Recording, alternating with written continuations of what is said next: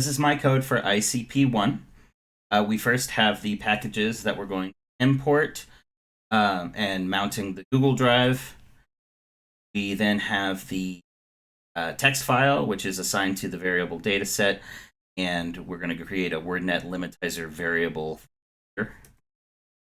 Next, we'll take the dataset and convert it into string so that we can get qualitative information and break it down into tokenized arrays. So the sentence tokenization breaks it down into different sentences. Again, these are probably going to be too long for anybody or for any information to be extracted right away just through that. So we break it down into words, and that gives us a little bit more clarity by assigning each word a new value in the array. And we see that the array here has things like the symbols, the columns, the colon, the bracket, etc.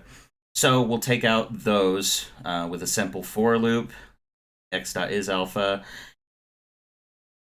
append it to a new array. New array is only going to have the alpha characters. May be a lot more helpful in understanding what words we.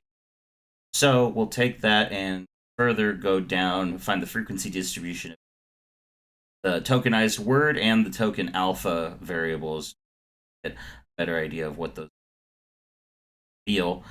The frequency distribution with the symbols in it, 56 outcomes, bring this down by a good amount by taking out those symbols, narrower bit of.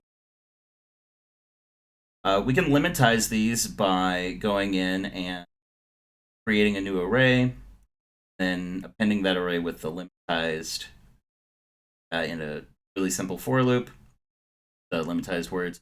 And this just helps us understand that if there's any like conjugated words or frequently used words that different spelling goes, if there's an extra added S words, anything like that, we could break it down a little bit further and see by showing the frequency distribution that there's anything that aren't before. But this one, or this bit of code here, is just to break it in types of arrays where there's the long words and the short words. Typically speaking, the number of short words that are 4 characters or less, if they are important, they will, 3 characters, pretty easily identified if they are important. But otherwise, you have a lot of the filler words, has, of, etc. And the longer words help to narrow down the information further, and we can take a frequency distribution of those longer words to find a significant spike. The words people and understand, or peoples and understand. This can give us a definitive idea what the article may be talking about, help us to understand that. Further, we can go into taking the proper nouns, or what the program identifies as the proper nouns, using the POS tag function, and take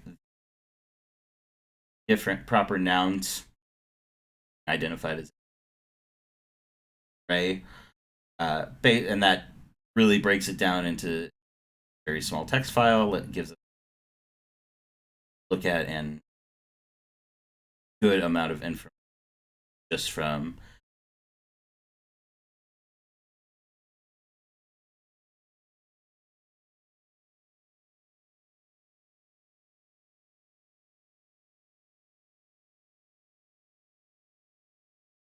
so we have 11 words now, and those are extremely helpful in a 75 or initially 75 word document.